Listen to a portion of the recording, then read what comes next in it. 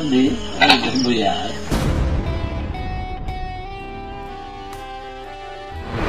Paano po na-videohan? Na-aktuhan niyo po?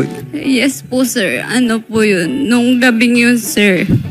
Hindi pa po siya umuwi kasi nung gabing yun, sir. Kaya pumunta na po ako. Inuurasan ko po siya. Hanggang 1:00, 2:00, 3:00, wala pa rin. Dumaan po ako ng bukid. Wala ako tsinelas. Para talaga ako magnanakaw na dahan-dahan na naglalakad papunta ng kusina ng hipag po niya. At doon ko po narinig na may kausap siya. Anong eksakto pong isiset ko po yung video ng cellphone ko, ganun po yung nakuha kong video na pinapanood po niya.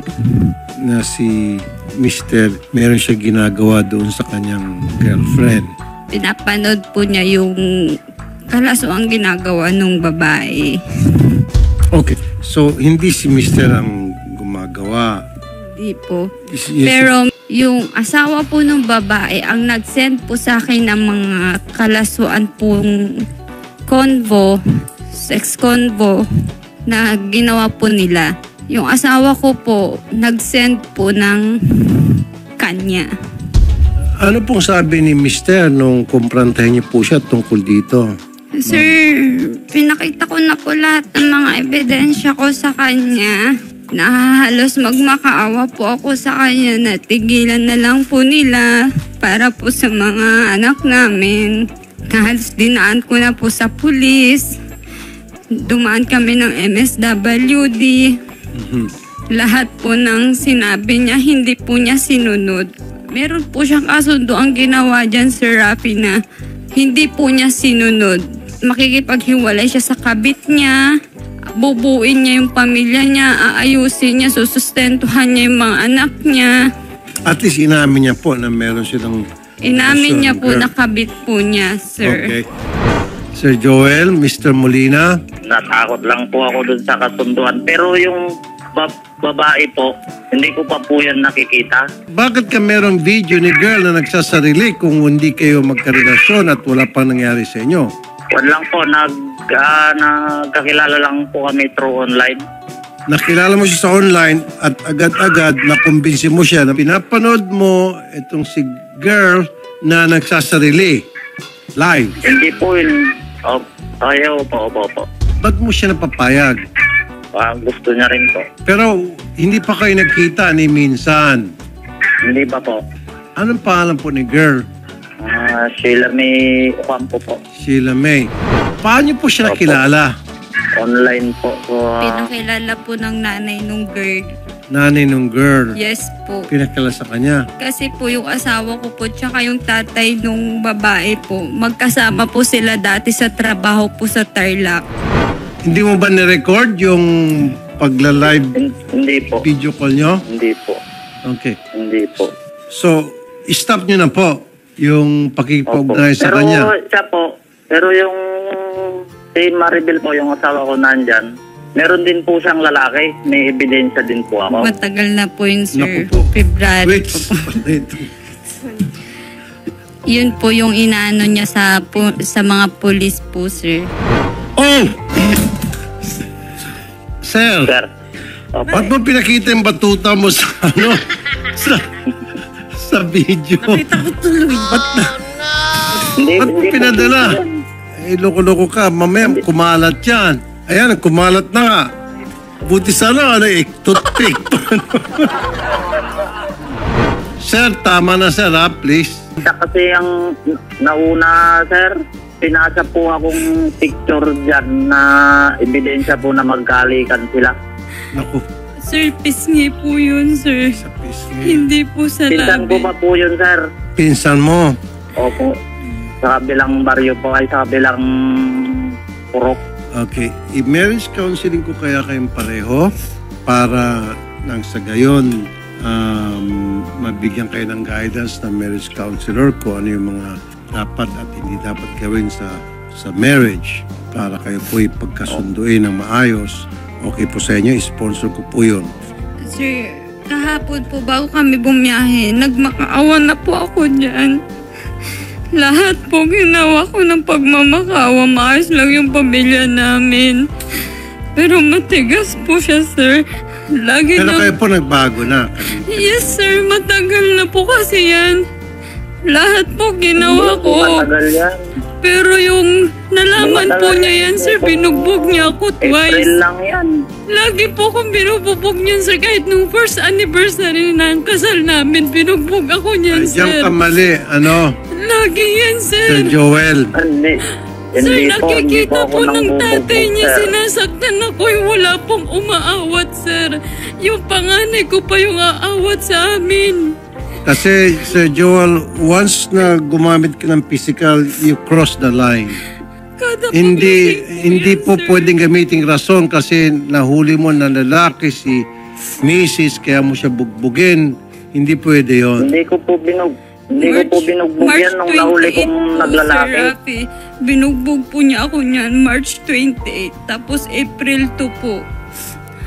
Naku sir, meron kang medical certificate. Wala po Next kasi. time ma'am, kapag sinaktan ka nito, magpunta ka sa doktor, magpa-medical certificate ka sa ospital o clinic, didemanda natin siya, pakukulong natin. Kasi nga, sir, mahal ko nga siya, sir. Kaya hindi ko siya ginagawa ng ganun. Yun naman po, sir, yung ginawa ko, yung picture na yan, sir. Sinabi ko naman sa kanya yan, sir. Nagsisisi po ako sa kanya yan. Pero kapag kinukumpronta ko yan, sir, nasabihin ko itigil na nila yung relasyon nila ng babae niya. Isipin niya yung mga anak niya. Lagi niya pinagdidiinan, sir, yung ginawa kong kasalanan. Humihingi ako ng chance. Kahit mga kapatid niya, nagmakaawa ko sa mga kapatid niya na meron pa akong nabasa, sir, sa May conversation anak po nila. kayo? Meron po.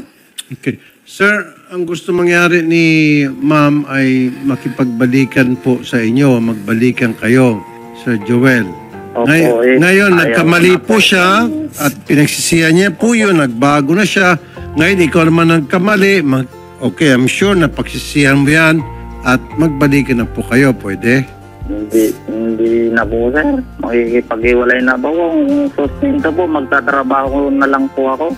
Sir, kahit naman may trabaho yun, hindi nagsusustento. Laging nanay niya nagbibigay. Bakit po ayaw niyo na pong makipagbalikan kay Mrs.? Hindi po, alam na po ng lahat na may nalalaki niya po yung pinsan ko na yun. Alam na po ng buong barangay namin na Okay. may naririnig na lang ako dyan na yan, yung asawa niya, lalaki niya si ganito. Ito kasi yung problema daw ni Sir. Wala pang nangyari sa kanila dun sa girl na ka-video call niya. Hanggang video call lang. Samantalang sa inyo may physical contact nga dun sa pinsan niya at naghalikan pa raw. Yan yung pinoproblema ni Sir na nakakahiya raw po sa buong barangay kasi kalat Yes na kalat na. Para sa akin, Sir, dahil meron kayong anak, subukan niyo po muna, give it another chance. And then ipapa-marriage counseling ko kayo, magkatawaran, give it a second chance. Kapag hindi pa rin umubra, then that's the time siguro pag-usapan niyo na maigi kung paano kayo maghiwalay na matiwasay at yung welfare ng anak ninyo. Ilan bang anak niyo? Mag-aapat po. Ano, gusto niyo po, Sir, another chance? Maghiwalay na lang po kami, sir. Wala na, decidido na po kayo. Opo. Yun, dami na pong Saan ko napuntahan. na lang po Dami yung na kaso po niya, nang sir? napupuntahan. Kasi nag-file po ako sa kanya ng marital rape po. Hindi po totoo Nakita yan. po nung pangalawang Hindi po totoo anak yan. niya, yung lalaking panganay. Hindi po totoo yan. Ito yung advice ko sa mga kababayan nung ko pa sinasabi ito dito sa programa. Number 1, sa oras na kayo po ay sinaktan ng inyong asawa, inyong boyfriend, live-in partner, magpa-blatter po kayo, magpa-medical po kayo. Kung halimbawa, mahal ko siya, hindi ko muna siya didemanda, o tago nyo lang yon. Kung nagbago isip niyo at sinaktan kayo for the second time, i-demanda nyo. Kailangan na kailangan po yung ebidensya. Tulad niyo, sabi mo, ni-rape kayo. Marital rape. Meron po, there's such a thing as marital rape. Kahit na mag-asawa kayo, kung ayaw ni Mrs., huwag pilitin. Pag pinilit, rape yun. Then, magpa-blatter po kayo. Magpa-medical po kayo. Yun po yung tunay, matibay na ebidensya para pwede siyang balikan at idemanda. Ayun po yung sabi nung policewoman po sa amin na yung kasundo ang ginawa niya. Pag hindi po niya sinunod, pwede pong buksan yung kaso niya. May kaso pala kayo pinahal sa kanya Yes po. ng marital rape. Yes po. O di sige, buksan. Meron ka ebidensya, meron ka medical certificate at blatter. Yun po, mag-ano po daw sana kami kasi nag-uusap-usap po kami sa MSWD ng psychological po. Kaso humingi po siya ng ano. Hindi, pero Kaya hindi pero po nakapag-blatter natuloy. po kayo doon sa marital rape na ginawa niya. Sa munisipyo po. Okay. Sige po, subukan natin yon. Sir, Pero wala pong pwersa na nangyari po dun, sir. Well, depende lang po yan sa appreciation ng piskal. Isusubukan po, isasampa yung kaso sa piskalya and then let the fiscal decide kung may probable cause po doon kanyang reklamo. Pag wala, ibabasura lang po yun. Pag meron, iakyat po sa judge yun at magkakaroon po kayo ng wara. Opo. Bilang po yun. Naintindihan ko. Tapos ang kwad ko pa, Sir Rafi, nakikita po ng mga anak ko yung ganun. Kaya yung bunso po kapag nakapatok po sa unan, nag-ano po siya ng gumaganon po yung anak ko. Pati po yung isa, yung nakakita ng ginawa niya nung gabi sa akin. Yung bunso po. Habang pinapatungan po niya yung kuya niya kapag naglalaro po sila. Saan po nakita ng bata? Yun. Sa kusina po. Sige ma'am, naipablatter nyo yon and then sige subukan natin i-file sa piskalya yung marital rape. Tingnan natin kung paano maging appreciation ng piskal.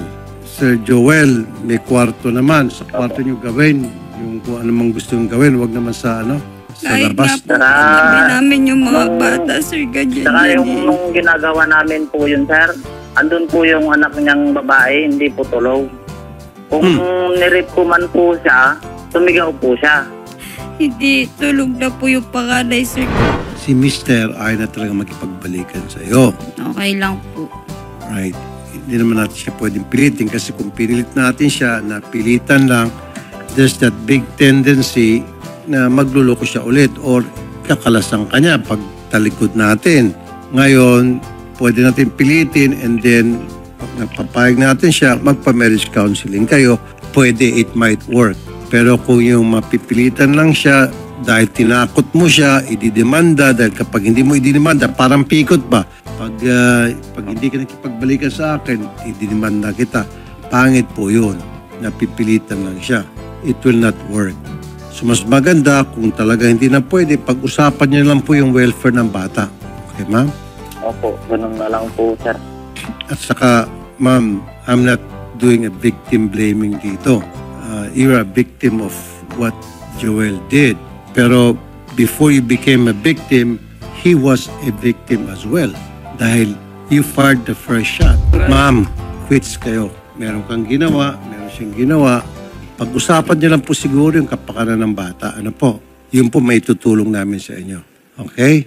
Sige po, sasama namin kayo sa DSWD kung paano po mapag-usapan yung kapakanan ng bata, kung ano po maitulong ng programa. Tutulong po kami para sa bata.